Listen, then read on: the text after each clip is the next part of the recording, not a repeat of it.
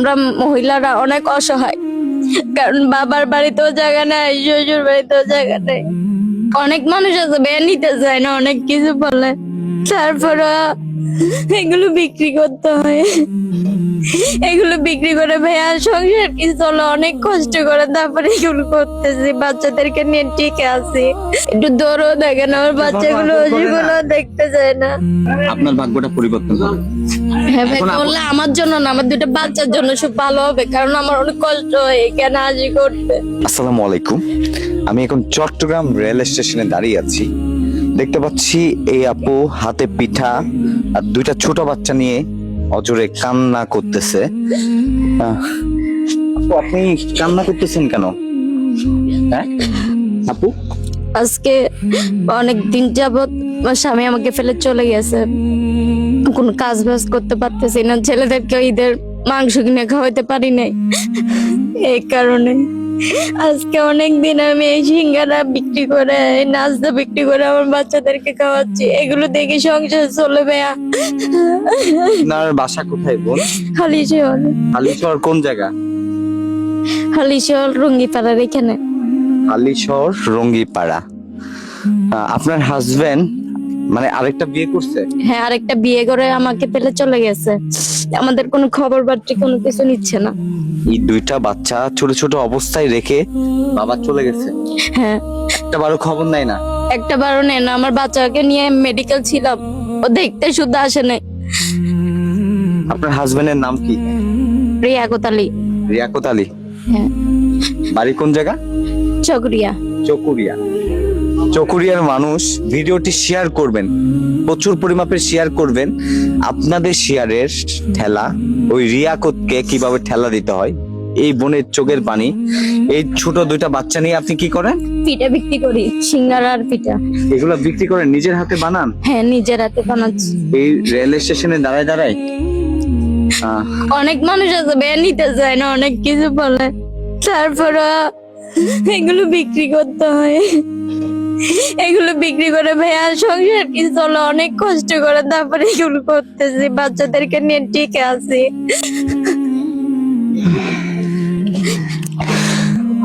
বুকটা ফেটে যাচ্ছে। আমার বোন যদি দুইটা বাচ্চা নিয়ে এভাবে রেল স্টেশনে বসে বসে কান্না করতো, বুকটা ফেটে যাইতো, সহ্য করতে পারতাম না। আপনার মেয়ে যদি এত অসহায়, এত কষ্টে থেকে দুইটা বাচ্চা নিয়ে মানুষের কাছে ভিক্ষা না করে পিঠা বিক্রি করতেছে, হায় রে। মা বাবা আছে? না, আমার বাবা মা নাই। কেউ নাই, সম্পূর্ণ এতিম। হ্যাঁ। এই দুইটা বাচ্চা এক এক সময় এক এক আবদার করে, আপনি কি নিয়ে দিতে পারেন? না ভাইয়া, পারি না। এই যে আপনার হাজবেন্ড, মানে আপনাকে কি আগে ভালোভাবে দেখতো, নির্যাতন করতো নাকি? এই বড় বাচ্চা হওয়ার পর থেকে নির্যাতন শুরু হয়েছে। মানে রিজন কি? মানে টাকা দেওয়ার জন্য, তারপর বিভিন্ন ধরনের, মানে আমার অনেক চাপ সৃষ্টি করতো, ওকে নাকি বিদেশ পাঠাইতাম। এগুলো আমি ভাইয়া একটা অভাবী মানুষ, আমি কিভাবে ওকে বিদেশ পাঠাবো? আপনার কি সম্ভব আপনি বিদেশে পাঠানো? না, আমার তো সম্ভব না। আমার আব্বু থাকতো, আম্মু থাকতো, তাইলে পাঠাইতে পারতাম, কিন্তু আমার তো ওগুলো সম্ভব না। একটা মেয়ে স্বামীর হাত ধরে লাল শাড়ি পরে কেন আসে? হাজার নির্যাতন, আমাদের ঘরে মা বোনরা হাজার অত্যাচার সহ্য করে তাকে কেন জানেন? দুই মুঠো স্বামীর ভাতকে বেঁচে থাকার জন্য। হায় রে, এরা তো মা, এরা তো আমাদের মা, আমাদের বোন, এরা নারী, এরা কষ্ট করতে জানে কিন্তু মুখ ফুটে কথা বলতে জানে না। আজকে এই বাচ্চাগুলোর জন্য এই বোন অজরে কান্না করতেছে। যে স্বামী লাল বেনারসি শাড়ি পরে আসছে, সে স্বামী কিনা এই দুইটা বাচ্চা ফেলে আরেক নারীর হাত ধরে চলে গেছে। কতটা কুলাঙ্গার, কতটা অমানুষ, কতটা জানোয়ারের বাচ্চা। হায়রে, তুই অমানুষের বাচ্চা, তুই দুর্ভাগা বাচ্চা, ঠিক না?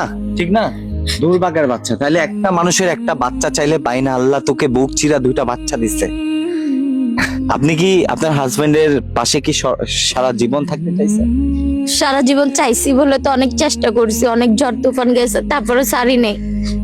এখনো অনেক জ্বর তুফান যাচ্ছে, ওর নামে আমি মামলা করছি, তারপরেও আমাকে মিথ্যা কথা বলে, মানে জজ সাহেবের সামনে, ম্যাজিস্ট্রেটের সামনে মিথ্যা কথা বলে। প্রতি মাসে আমার যাইতে হয়, কতগুলো টাকা খরচ হয়, ও আমাকে দেখেও না। এগুলা বিক্রি করে আপনি কয় টাকা পান বোন? বেশি হলে আপনার 200 টাকা পাই বা 300 টাকা পাই। এই যে একটা নর্মালি বলি, আমার একটা ভাতিজি আছে, আমার ভাতিজি নর্মালি হচ্ছে 200 টাকার যদি কোনো খাওয়ারও আনি, 200 টাকা বা 500 টাকার জিনিস আনলো, ওর মনটা আমি খুশি করতে পারি না। এই জায়গায় এই বাচ্চাগুলা 200 টাকা দিয়ে কিভাবে চলবে? হ্যাঁ, এই বোন চাইছিল লাল শাড়ি পরে, সাদা শাড়ি পরে স্বামীর হাতে মাটি দিয়ে যাতে শেষ মৃত্যুটা যাতে স্বামীর হাতে হয়। স্বামী যদি অমানুষ হয়, ছোট লোকের বাচ্চা হয়, তাহলে কি করবে? এই বাচ্চাগুলা কি খাবে? একবারও চিন্তা করছে? হ্যাঁ, একবারও বাচ্চাগুলোর কথা চিন্তা করছে না। এর যে কোর্টের মধ্যে যায়, ও একটু দৌড়ও দেখে না, হ্যাঁ, একটু দৌড়ও দেখে না, ওর বাচ্চাগুলো জীবনও দেখতে যায় না। আমি মেডিকেলে একলা একলা করছি সবকিছু। রোজার মাসে আমি না খেয়ে বাচ্চাকে নিয়ে মেডিকেল ছিলাম, একটুও দেখতে চাই না। আমি ওকে কল দিছি যে বলে একটু আসো, বাচ্চাগুলোকে দেখো, তাও হয়ে যায় না দেখতে। আবার কোর্টের মধ্যে বলে আমার বাচ্চাদেরকে দেখে টাকা পয়সা দেয়, মিথ্যা কথা বলে সবসময়। এখন দুনিয়া হয়েছে টাকার মূল্য। আপনি আপনার হাজবেন্ডের বিচার চান? হ্যাঁ, আমি বিচার চাই, ওদের বিচার চাই, ওর বউর বিচার চাই, ওর বিচার চাই। আমার বাচ্চাগুলো কি অপরাধ করছে? হাইরে পরকীয়ায় আশ্বস্ত নারীরা, তোরা একটা বার চিন্তা করছ না? একটা বোনের সংসার ভাঙার আগে 2টা বাচ্চার কথা, তোর ক্ষণিকের সুখ, 2 মিনিটের সুখ, এই 2টা বাচ্চার কষ্ট, আর্তনাদ তোদের কপালে লাগে না? তোরা শুধু টাকাকেই চিনো, যা হাজবেন্ডকে নিয়ে ফেলো, সেই কষ্টটা লাগে না? আল্লাহ তোদের বিচার করবে, হয়তো দুনিয়াতে হবে না, কিন্তু হাসরের ময়দানে পরকীয়ার কোনো ক্ষমা নেই। প্রিয় বন্ধুরা, ভিডিওটি শেয়ার করবেন। এখন বোন, আপনি মানুষের কাছে কি সহযোগিতা চান? আমাকে যদি একটা দোকান টোকান করে দিতাম, বাচ্চাদেরকে নিয়ে কিছু করে খাইতাম। আপনার নগদ বা বিকাশ নাম্বার আছে? হ্যাঁ, আছে। প্রিয় বন্ধুরা, আমাদের বিকাশ নম্বর দিই না, নগদ নাম্বার দিই না, আমরা অসহায় বোনটির নগদ বিকাশ দুটাই দিচ্ছি। আর আপনাদের কাছে একটাই অনুরোধ, ওনার বিকাশ নগদ দিচ্ছে, ওনার অসহায়ত্বের সুযোগ নিয়ে অনেক মানুষ অনেক নোংরা নোংরা কথা বলে, ফোন করে ডিস্টার্ব করে। একটা বোন, একটা মা না পারতে মানুষের কাছে হাত পাতে, নাহলে একটা মেয়ে কখনো মানুষের কাছে হাত পাতে না অভাবের কারণে। এই সরলতার সুযোগ নিয়ে ওনাকে আবার নোংরা নোংরা অফার দিবেন না, আল্লাহর হস্তে খারাপ খারাপ কোনো কথা বলবেন না। পেটের দায়ে 2টা বাচ্চাকে মানুষ করতে চাই, একটা নারী স্বাবলম্বী হতে চায়। আসুন না আমরা আমাদের সামর্থ্য অনুযায়ী, আমরা একটা রেস্টুরেন্টে গেতে গেলে 20,000 টাকা না বিল দিয়ে ফেলি, একটা ট্যুর করতে গেলে অনেক টাকা খরচ করতে পারি, একটা পোশাক, একটা শাড়ি কিনতে গেলেও আমরা 20 থেকে 30,000 টাকার লাক্সারি আমরা কাপড় কিনি। এই টাকাটা দিয়ে একটা নারীকে স্বাবলম্বী করতে হবে, এই কারণে এই বাচ্চাগুলোর জন্য, এই বাচ্চাগুলোর জন্য।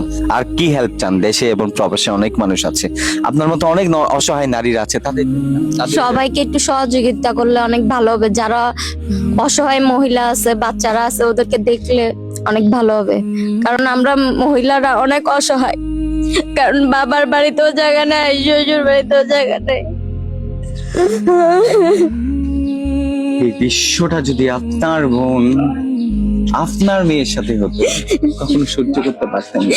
একটু দয়া করে এই বোনটার জন্য, এই ছোট ছোট বাচ্চাগুলোর জন্য ভিডিওটি শেয়ার করবেন, ভিডিওটি শেষ পর্যন্ত দেখবেন।